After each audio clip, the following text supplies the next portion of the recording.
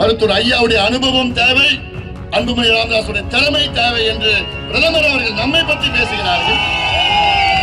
ஆனா நான் சண்டை போறேன், என்னன்னு சண்டை போடுறாங்க, இது எங்க போட்டும் பணமா உங்க ஆத்தா ஓட்டு பணமா. இப்ப 1000 ரூபாய் கொடுக்குற 1000 ரூபாய் அடுத்த நாள் இல்ல, அன்னைக்கு சாயங்காலமே டாஸ்மார்க்ல அவன் வீட்டுக்காரன் பிடிங்க எடுத்து போய் டாஸ்மார்க் குடிச்சு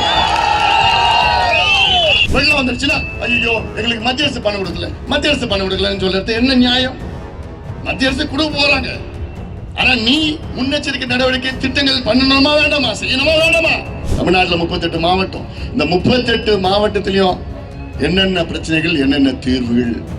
கண்ணை மூடிட்டு காத்திரல 2 மணிக்கு எழுப்பி என்ன கேட்டாங்க, சொல்லுவேன் எல்லாம் இதுதான் பிரச்சனை, இதுதான் தீர்வு நான் சொல்லுவேன். உங்களை ஜெயிக்க வச்சு உங்க தோல்ல சுமந்து உங்களுக்கு காவடி தூக்கி ஐயா முதலமைச்சராங்க, ஐயா முதலமைச்சராங்கன்னு சொல்லிட்டு அவங்க முதலமைச்சர் ஆன பிறகு ஐயா எப்படியாவது இந்த 10% கொடுங்க ஐயா.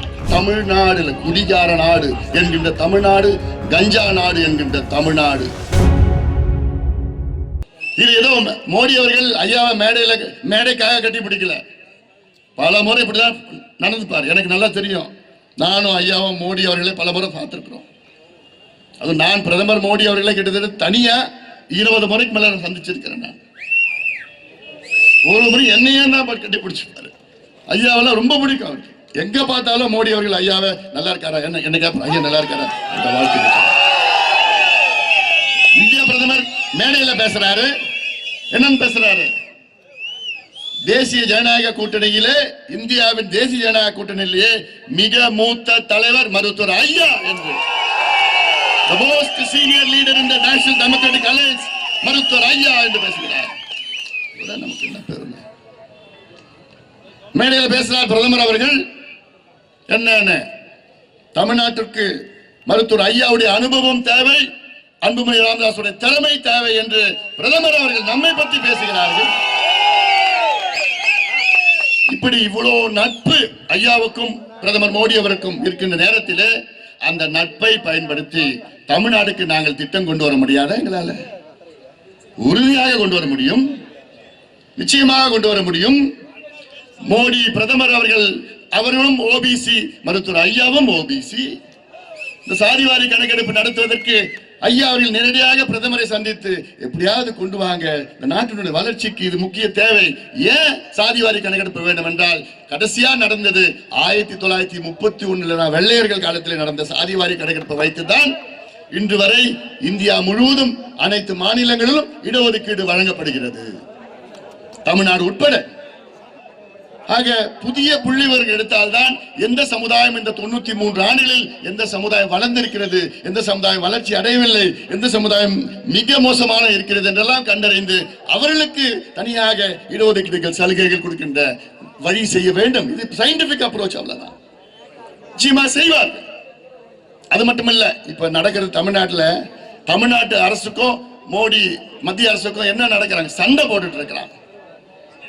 திமுகவும் அங்க தேசிய அளவில் தேசிய ஜனநாயக கூட்டணி மோடி அவர்கள் ஆட்சி சண்டை போடுறாங்க. இங்க அது ஒரு மாநிலத்துக்கு நல்லது கிடையாது.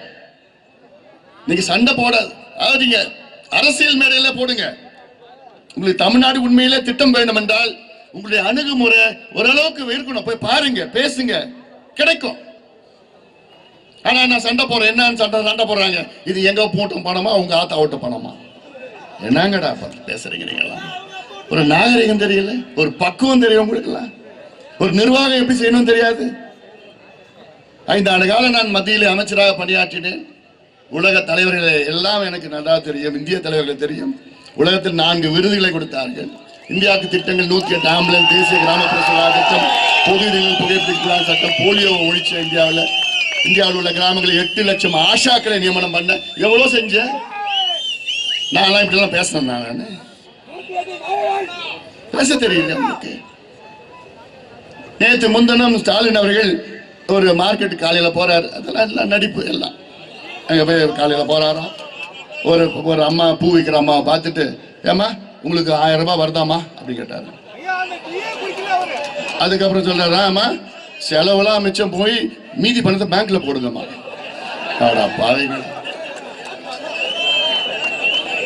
ஒரு முதலமைச்சர் ஸ்டாலின் அவர்கள் 1924 இருக்கிறார். இப்ப 2024 நடக்குது. அவர் என்னெல்லாம் 1924 இருக்கிறார். 1924 தான் 1000 ரூபாய் பெரிய பணம். அதெல்லாம் செலவு பண்ணி மீதி பேங்க்ல போடலாம். இப்ப 1000 ரூபாய் கொடுக்குற 1000 ரூபாய் அடுத்த நாள் அன்னைக்கு சாயங்காலமே டாஸ்மார்க்ல அவங்க வீட்டுக்காரன் பிடிக்க எடுத்து போய் சாத்து பாரு குடிச்சு நடக்குது. அப்புறம் வெள்ளம் வரும். சென்னையில் நானும் சென்னையில் தான் பேசி பேசி அழுத்து போச்சு. வெள்ளம் வரும் தெரியுதுல்ல உங்களுக்கு.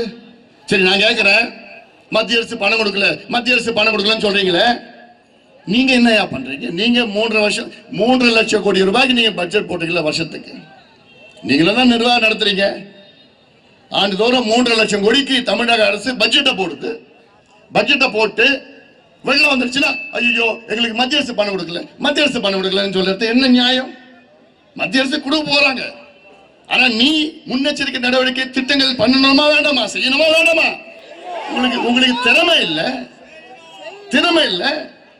அந்த முன்னெச்சரிக்கை நடவடிக்கை எடுத்து செய்கின்ற திட்டங்கள், தொலைநோக்கு பார்வை, தொலைநோக்கு சிந்தனை உங்களுக்கு கிடையாது. நீங்க எல்லாம் அடுத்த தேர்தலை பார்த்து திட்டமிடுகின்ற இந்த இரு கட்சிகள், எங்களுக்கு அடுத்த தலைமுறைகள் முக்கியம். அடுத்த தலைமுறைகளை பார்த்து நாங்கள் திட்டமிடுவோம். அதனாலதான் நான் சொல்றேன், 2 கட்சியும் ஆட்சி செய்தது போதும். இன்னொரு டிஎம்கே எம்பி இருக்கிறார். ஒரு அம்மா பார்த்தார், என்னம்மா இவ்வளவு கலரா இருக்கிறீங்க? நாங்க கொடுத்த 1000 ரூபாயில ஃபேர் அண்ட் லவ்லி வாங்குறீங்களா? நாங்கடா பேசுறீங்க. என்னமோ 1000 ரூபாய் இவங்க கொடுத்தது, அதை வச்சு ஆயுள் முழுவதும் குடும்பம் நடத்தலாம்னு நினைச்சிட்டு இருக்கிறான்னு நினைக்கிறேன். அதான் நீங்க புரிஞ்சுங்க மக்களே, தமிழக மக்களே. போதும்பா, இவங்க ஆண்டது போதும், நாசப்படுத்தியது போதும், டிராமா ஆடுறது போதும். இந்த டிராமாலாம் தினம் தூக்கம் வரலமா நினைச்சு ஐயோ தமிழக மக்களை எப்படி காப்பாற்றுவோம், இளைஞர்களை எப்படி காப்பாற்றலாம், எப்படிலாம் கொண்டு போகலாம், எவ்வளோ திட்டங்கள் என்கிட்ட இருக்கு, கையில எவ்வளவோ திட்டங்கள் இருக்கு. இதுதான் பிரச்சனை, இதுதான் தீர்வு, இதுதான் பிரச்சனை. ஒவ்வொன்றுக்கும் பிரச்சனை தீர்வு. தமிழ்நாட்டில் 38 மாவட்டம். இந்த 38 மாவட்டத்திலையும் என்னென்ன பிரச்சனைகள், என்னென்ன தீர்வுகள். கண்ணை மூடிட்டு காத்திரல 2 மணிக்கு எழுப்பி என்ன கேட்டான் சொல்லுவேன். எல்லாம் இதுதான் பிரச்சனை, இதுதான் தீர்வு நான் சொல்லுவேன்.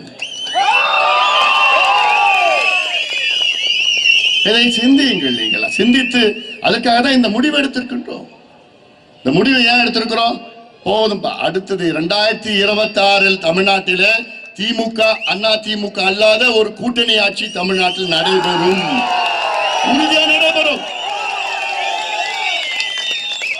அதற்காகத்தான் இந்த முடிவு எடுத்திருக்கின்றோம். நீங்கள் புரிந்து கொள்ளுங்கள்.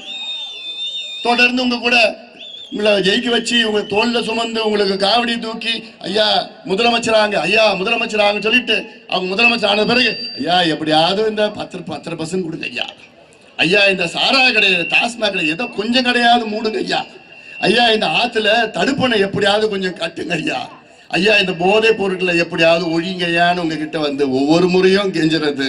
முடியலப்பா, என்னால முடியலப்பா. தமிழக மக்களே, நீங்க முடிவு செய்யுங்க.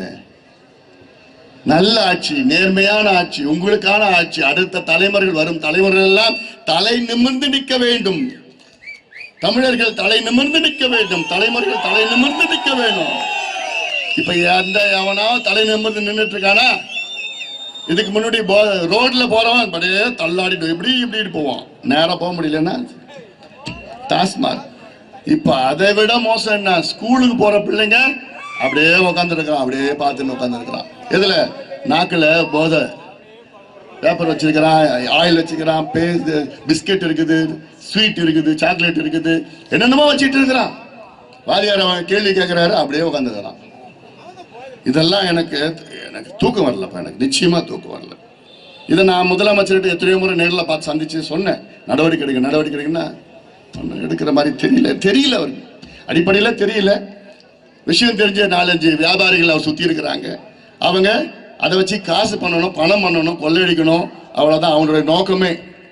அதனால இதெல்லாம் இந்த இரு கட்சிகள், 2 கட்சியை பத்தி பேசிட்டேன். அதெல்லாம் நீங்க முடிவு பண்ணுங்க. நீ முடிவு பண்ணிட்டீங்க, உறுதியாக நம்ம இந்த தேர்தலில் மிகப்பெரிய வெற்றியை பெற வேண்டும். நம்முடைய நரசிம்மன் அவர்கள் உங்களுக்கு எல்லாம் நல்லா தெரிஞ்சவர், நாடாளுமன்ற உறுப்பினர், இந்த பகுதியின் வளர்ச்சிக்காக பாடுபட்டு கொண்டிருக்கின்றார். நம்மளுடைய 108 ஆம்புலன்ஸ் போது பார், வழி விடுங்க பாரு. இதுதான் திட்டம், இதுதான் திட்டம். இப்ப திமுக அண்ணா திமுக சொல்றாங்களே, அதெல்லாம் திட்டம் கிடையாது. அதெல்லாம் நல்ல திட்டம். நல்ல திட்டம் வேற, திட்டம் வேற. வெல்ஃபேர் ஸ்கீம் வேற, ஸ்கீம் வேற. வெல்ஃபேர் ஸ்கீம் என்ன, ஒரு நாள்ல போயிடும் 1000 ரூபாய். அது வந்து நல்ல திட்டம். அதுதான் பட்டியல் போடுறாங்க திமுகவில். நாங்க உங்களுக்கு 1000 ரூபாய் கொடுக்குறோம், நீங்க வாழ்க்கை முழுவதும் சந்தோஷமா இருக்கலாம். வெள்ளம் வந்ததுன்னா 6000 ரூபாய் கொடுப்பானுங்களாம். அது 1000 ரூபாய் கொடுத்தா ஒரு நாள், 6000 ரூபாய் கொடுத்தா 3 நாள் டாஸ்மாக் கடைக்கு போயிடும். இந்த கையில கொடுத்து இந்த கையில வாங்கிப்பானுங்க, இந்த கையில கொடுத்து இந்த கையில எடுத்துருப்பானுங்க.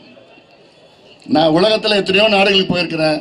ஆனா தமிழ்நாட்டு போன்ற குடிக்கிறதுக்கு இலக்கு வச்சு குடிக்கிற நாடு நான் தமிழ்நாட்டில் பார்க்கல. நான் படுவாங்களா, இவ்வளவு நாசம் படுத்திட்டீங்களா?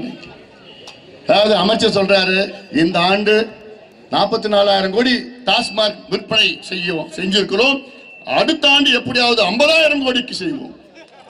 பாருங்க, எதுலையா நீங்க இலக்கு வைப்பீங்க? படிக்கிறதுக்கு இலக்கு வைக்கீங்க, வேலை வாய்ப்புக்கு இலக்கு வைங்க, பொருளாதார முன்னேற்றத்துக்கு இலக்கு வைங்க, எக்கனாமிக் குரோத்துக்கு இலக்கு வைங்க, விலைவாசி அதாவது விளைச்சலுக்கு, வேளாண் விளைச்சலுக்கு இலக்கு வைங்க, agricultural growth, economic growth, literacy rate, health industries, தடுப்பூசி போடுறது, இதுக்கெல்லாம் இலக்கு வைங்கயா.